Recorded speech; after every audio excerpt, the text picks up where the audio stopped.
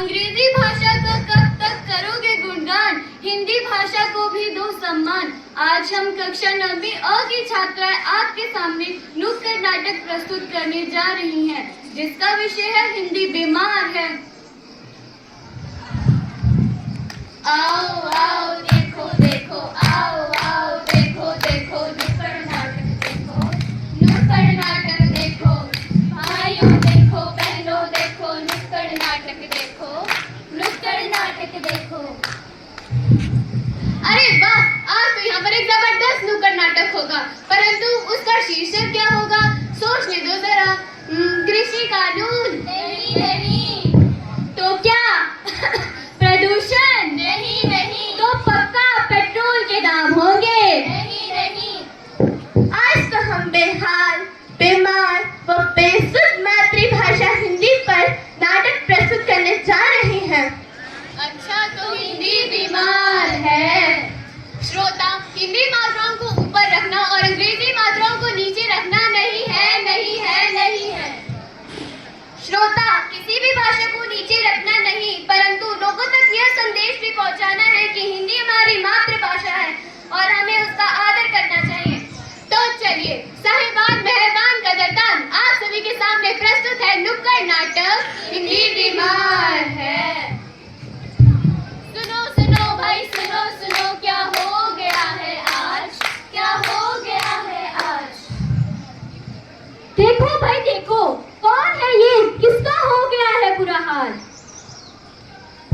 अरे क्या हो गया है हाल, किसका हाल, कैसा हाल।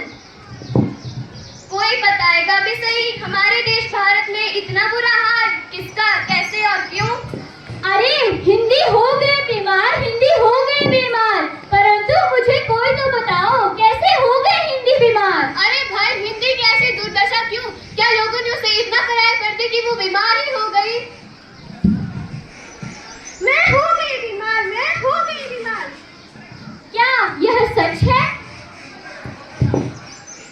कोई बताएगा भी जरा, हमारे देश भारत में मातृभाषा की ऐसी दुर्दशा, आखिर कौन इसके लिए उत्तरदायी होगा। अपने ही देश में पढ़ाई हो गई, ना जाने हिंदी भाषा कहाँ खो गई। जिस भाषा को हिंदी भाषा के गौरव का प्रतीक माना जाता था, आज उसकी महानता कम क्यों होती जा रही है। सुनो सुनो भाई सुनो सुनो, मेरी कथा सुनो। मेरे देशवासियों ने ही मुझे पराया कर दिया, अंग्रेजी को प्राथमिकता दी और मुझे यूं छोड़ दिया। परंतु तुम तो सम्मान के अधिकारी हो, तुम्हारे साथ ऐसा क्यों। हाँ मैं हूँ, मगर जमाना बदल रहा है। माँ को कौन याद करता है, अंग्रेजी के रंग में ढले लोग मुझे भूलते ही जा रहे हैं, भूलते ही जा रहे हैं। आजकल के बच्चों को ही देख लो, इन्हें 78 और 79 के बीच का मतलब ही नहीं पता। और तो और जब पढ़ने बैठते हैं तो इन मूर्खों को बताना पड़ता है, अरे बेवकूफों, 78 का मतलब 78 और 79 का मतलब 79 होता है। एक और घटनाक्रम को लेते हैं। आप किसी चीज का मूल्य पूछने के लिए दुकानदार के पास जाते हो, लेकिन अगर दुकानदार उस चीज का मूल्य आपको हिंदी में बता दे, क्या आप उस मूल्य को समझने में सक्षम हैं? अरे नमस्कार, राम राम, राधे श्याम जैसे शब्द, हाय हेलो में बदल चुके हैं। अभी और देखिए, जैसे माता जी, पिताजी, आजकल हम बोलते हैं मॉम, डैड, हाय सिस, हाय ब्रो।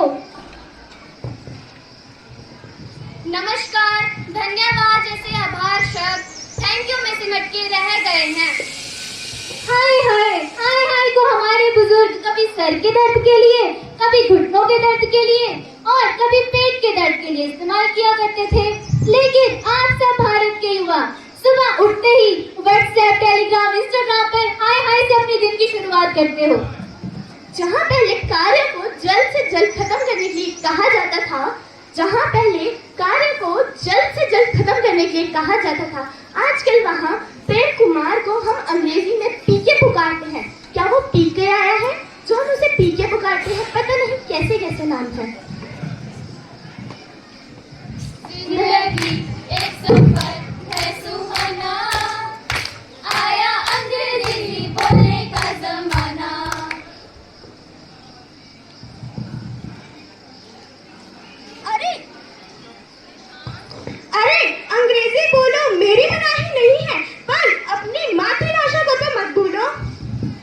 अगर यही हाल रहा तो अंग्रेजी हिंदी पर राज करेगी। आज तो हिंदी पराई है पर कल अपंग हो जाएगी, अपंग हो जाएगी।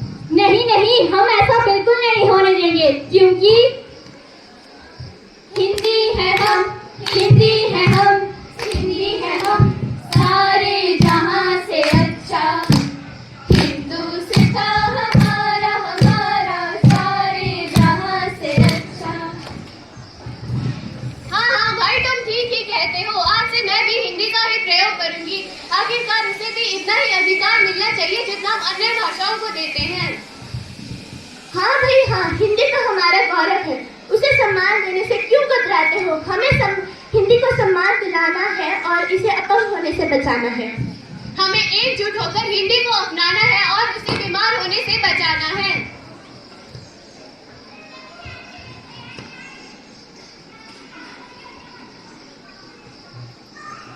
हिंदी भाषा का भविष्य उज्जवल है। अगर हिंदी विरोधी अपनी स्वार्थी भावनाओं को त्याग दें और हिंदी भाषी अपनी धैर्य, प्रेम और जैसी भावनाओं को अपनाए तो हिंदी भाषा हमारे देश के लिए समस्या ना बनकर हमारे देश का आदर्श बन पाएगी। अंत में मैं इतना ही कहना चाहूंगी, एक ही दिल, एक ही जान, हिंदी में ही हिंदुस्तान। धन्यवाद।